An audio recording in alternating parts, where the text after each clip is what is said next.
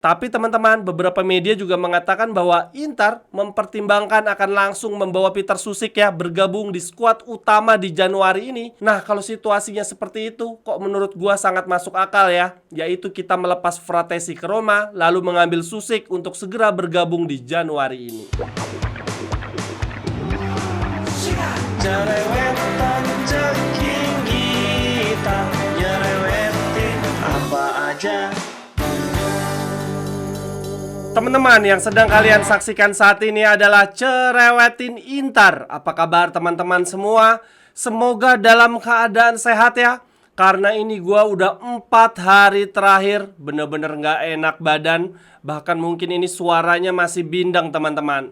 Tetapi untungnya di akhir pekan ini sudah mulai ada tenaga nih untuk nyerewetin tim kesayangan kita, Inter. Bahkan pertandingan terakhir kita lawan Bolonya pun belum gue cerewetin. Tapi ya udah deh, gue cerewetin tipis-tipis saja. Partai yang menurut gue ya berjalan sangat amat menarik. Kedua tim saling jual beli serangan. Namun yaitu Inter rasa-rasanya selalu dijauhi keberuntungan apabila menyangkut laga tunda. Dan lagi-lagi yang menjadi batu sandungan adalah tim yang sama, Bolonya. Menurut gua, hasil imbang ini adalah sebuah kegagalan bagi Inter ya. Kita kehilangan 2 poin. Karena sebetulnya di partai ini kita sudah unggul 2-1 di babak pertama. Ini artinya Inzaghi sepanjang 2025 ini ya, di awal tahun ini sudah 2 kali ya kehilangan poin, gagal membungkus pertandingan dengan kemenangan padahal sudah unggul terlebih dahulu. Sebelumnya kita juga gagal mempertahankan kedudukan di partai final Supercoppa. Catatan khusus yang gua buat untuk pertandingan lawan Bolonya, yang pertama gua berikan kepada Lautaro dan Thuram. Wah, jarang-jarang banget, bahkan menurut gua ini pertama kalinya ya di musim ini Lautaro Thuram sama-sama on fire dalam sebuah pertandingan. Gile, kombinasi keduanya cair dan kedua penyerang kita tersebut terlibat di semua gol kita di partai lawan Bolonya. Di gol pertama, akselerasi Thuram ya membuat Di Marco mempunyai kesempatan untuk shoot walaupun masih bisa diantisipasi oleh Skorupski. Akan tetapi kemudian bola muntah dimanfaatkan dengan baik oleh Denzel Dumfries. Lalu kemudian untuk gol kedua kita, Lautaro Martinez bahkan bukan cuma sekedar terlibat tetapi dia menjadi pencetak gol. Akan tetapi teman-teman, rasa-rasanya nih dalam 2-3 hari terakhir Lautaro Martinez sering berbicara dalam hati ya. Dia mungkin sedang meresapi nasib. Kenapa ya ketika sekarang penampilan gua mulai membaik, gua mulai mencetak gol, malah setiap kali gua mencetak gol Internya gagal menang. Ya semoga aja ya ke depan peruntungan kita lebih bagus, Lautaro mencetak gol dan Inter meraih kemenangan. Dan tentu saja yang paling on fire selain menjadi pemain terbaik di partai lawan Bolonya, menurut gua menjadi pemain terbaik kita di awal 2025 ini adalah Denzel Super Dumfries. Pemain yang dulu gua hina-hina sekarang mainnya bagus banget. Ciamik menjadi pemain Inter yang paling bersinar di awal 2025 ini. Lalu kemudian catatan gue yang berikutnya gue berikan kepada Taremi. Ya ampun teman-teman, ini ada apa dengan Taremi ya? Giliran Lautaro Thuram lagi tampil bagus, kok malah Taremi melempem? Padahal di Supercoppa kemarin Taremi juga udah tampil bagus ya. Akan sangat bagus bagi Inter apabila ada 3 striker yang on fire di saat bersamaan, Lautaro, Thuram dan juga Taremi. Kemarin di partai lawan Bolonya Taremi kacau banget ya. Dia mendapatkan 2 peluang emas. Yang pertama, umpan crossing dari Marcus Thuram. Ya ampun itu. Padahal itu tinggal tap in saja ya, tinggal sentuh saja. Malah nggak kena. Lalu kemudian peluang yang kedua, ada serangan dari tengah ya. Dia mendapatkan umpan dari Marcus Thuram. Sudah kosong, tetapi kontrol bola dia dengan buruk sehingga bola terlepas. Lalu kemudian catatan gue yang ketiga, tentu saja gue harus berikan kepada Lord Aslani yang di partai lawan Bolonya seperti ada dan tiada ya. Keberadaan dia di lapangan seakan-akan cuma jadi pelengkap. Gak jelas anjir, cuma lari ke sana, lari ke sini, gak ada impactnya apa-apa. Dia berperan sebagai regista, tapi gue nggak ngeliat sama sekali Aslani mendistribusikan bola, mengirimkan umpan-umpan matang. Di pertandingan itu, Bolonya memang tampil high press ya, tampil dengan pressing yang sangat tinggi. Tetapi seharusnya itu bukanlah alasan untuk seorang pemain yang membela Inter. Dan ini teman-teman bisa lihat sendiri di layar ya. Sempat ada momen Aslani blunder yang membuat Bolonya mendapatkan kesempatan melakukan serangan balik super cepat dan hampir saja membuat gawang kita kebobolan. Padahal dia punya dua alternatif passing. Yang pertama berikan kepada Barella dan yang kedua memberikan kepada Marcus Thuram.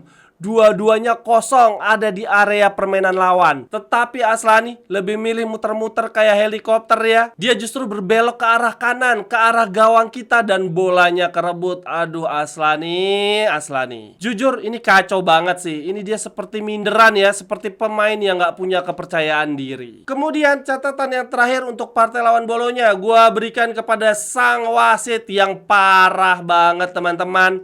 Fratesi dan Thuram dihajar lawan, kok ya malah Inter yang dianggap pelanggaran. Dan momen paling parah ini tentu saja ya, Thuram sentuh bola lebih dulu, ditabrak Skorupski dan gak penalti. Kok bisa, gimana ceritanya? Ini juga teman-teman, di babak pertama ada momen goal kick Bolonya ya. Skorupski membuang-buang waktu sampai 30 detik. Teman-teman bisa lihat sendiri tuh pada layar jeda waktunya berapa lama. Tetapi boro-boro kartu kuning, ditegur pun tidak sama sekali. Makanya nggak heran begitu selesai pertandingan, pemain-pemain Inter pada ngerubungi wasit ya, mau protes. Tetapi sang pelatih terbaik di dunia, Simone Inzaghi, dengan sigap meredam emosi anak asuhannya. Namun sayang ya, di pertandingan ini akhirnya Simone Inzaghi yang kena kartu kuning, sehingga dia harus absen di partai lawan Empoli. Sebagai informasi aja teman-teman, kemarin komentator pertandingannya bilang ada satu pemain Inter juga yang kalau kena kartu kuning maka akan absen di pertandingan berikutnya, yaitu Dumfries. Lalu kemudian lanjut kita coba cerewetin topik-topik lainnya teman-teman. Gua mau update dulu kabar pemain kita yang cedera ya. Yang pertama adalah Fratesi. Ternyata di partai lawan Bolonya kemarin, Fratesi itu kondisinya tidak bugar 100%. Dan di babak kedua dia dimainkan ya, sehingga dampaknya memperburuk kondisi cederanya. Saat ini Fratesi diidentifikasi mengalami kelelahan otot. Jadi ada kemungkinan dia tidak akan bermain di partai lawan Empoli. Kalaupun akan bermain atau dia dipanggil, dia akan duduk di bangku cadangan saja. Namun untungnya untuk gelandang kita lainnya, gelandang wonderkid kita ya, yaitu Mkhitaryan sudah pulih dari cedera dan siap tampil di partai lawan Empoli. Lalu terkait pemain cedera ada kabar baik, yaitu Hakan dan Bisek. Ada kemungkinan cederanya pulih lebih cepat, yaitu minggu depan teman-teman ketika kita menghadapi Lecce. Itu artinya Hakan dan Bisek kemungkinan sudah pulih, sudah bisa merumput tepat seminggu sebelum partai derby di awal Februari. Jadi jadwalnya seperti ini teman-teman. Minggu depan kita ada lawan Lecce, lalu kemudian lawan Monaco, lalu lanjut melawan Milan. Kalau menurut gue sih Bisek Calhanoglu ya nggak usah dipaksakan lah main di partai lawan Lecce, biar dia istirahat aja. Lalu kemudian bisa mulai pemanasan di partai lawan Monaco dan semoga sudah on fire di partai derby 3 hari berikutnya. Lalu update pemain cedera lainnya ada Acerbi, tetapi yang kali ini adalah kabar menyebalkan teman-teman. Dia sudah kembali berlatih bersama tim, tetapi ini ada banyak berita mengatakan bahwa tim medis Inter mengatakan kepada Inzaghi bahwa kondisi Acerbi belum juga siap bermain. Bahkan kondisi kebugarannya kembali menurun. Ada risiko kalau dia dimainkan di partai resmi dengan tekanan yang tinggi, cederanya maka akan kambuh lagi.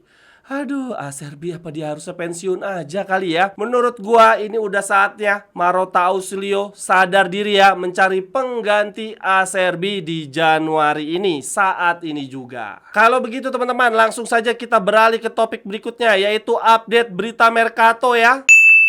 Bagi teman-teman yang ingin mengajak kerjasama bisnis atau membeli jersey serta merchandise lainnya, silakan hubungi nomor gua yang ada di kolom deskripsi. Terkait pengganti Acerbi teman-teman, ini FC Internews dan Gazeta mengatakan bahwa di hari Rabu pekan depan akan ada pertemuan antara Marotta, Ausilio dan Inzaghi ya, untuk menganalisis, untuk memutuskan apakah Inter membutuhkan segera pengganti Acerbi di bulan Januari ini. Sejauh ini ada dua nama yang dipertimbangkan kalau memang akhirnya Inter membutuhkan bek dalam waktu cepat, yaitu beknya Bolonya, Bekuma, dan juga beknya Empoli, Ardian Ismail. Namun teman-teman, di sini dikatakan kalau Inter ingin merekrut satu bek di bulan Januari, maka harus melepas satu pemain yang ada di skuad saat ini. Ya tentu saja sebetulnya paling ideal adalah melepas Acerbi, tapi rasanya nggak mungkin ya. Acerbi mungkin akan tetap ditunggu sampai dengan pulih. Sehingga pemain yang kemungkinan besar akan dilepas oleh Inter di bulan Januari ini adalah Tajon Buchanan. Mungkin di Januari dilepasnya dengan status pinjaman, tetapi di sini dikatakan Inter tidak menutup kemungkinan untuk melepas Tajon Buchanan secara permanen di akhir musim nanti. Lalu kemudian lanjut kabar mercato lainnya terkait Fratesi teman-teman. Belum ada perkembangan lebih lanjut. Roma sudah mengajukan tawaran, konon katanya 30-35 juta, tetapi Inter tolak. Inter maunya benar-benar 40 juta dan tanpa pemain pengganti siapapun. La Gazzetta mengatakan bahwa angka tersebut sebetulnya terlalu mahal bagi Roma, tetapi Roma belum menyerah. Roma lebih memilih menunggu sampai detik-detik terakhir mercato karena mereka yakin banget bahwa Inter cepat atau lambat akan melepas Fratesi.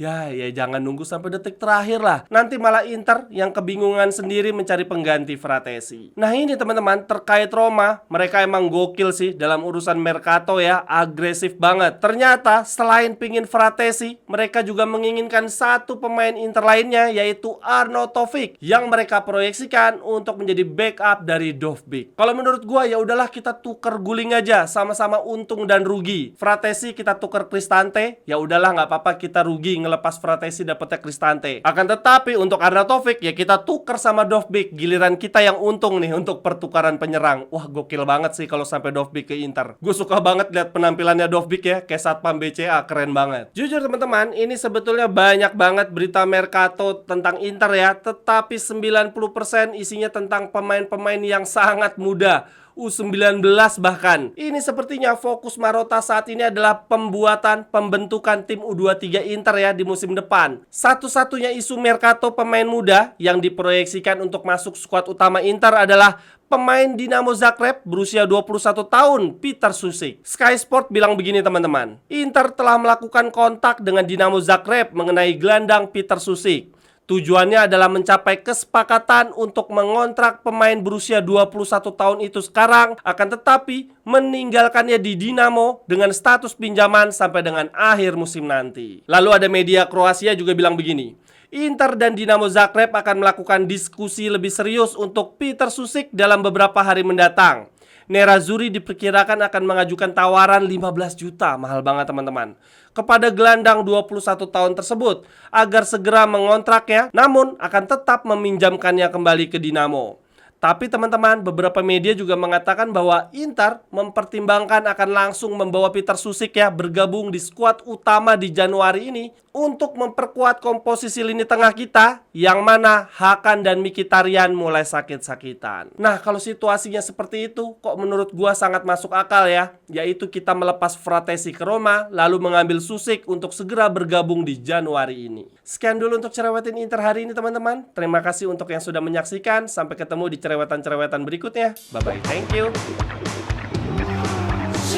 Cerewetan ceking kita, nyerewetin apa aja.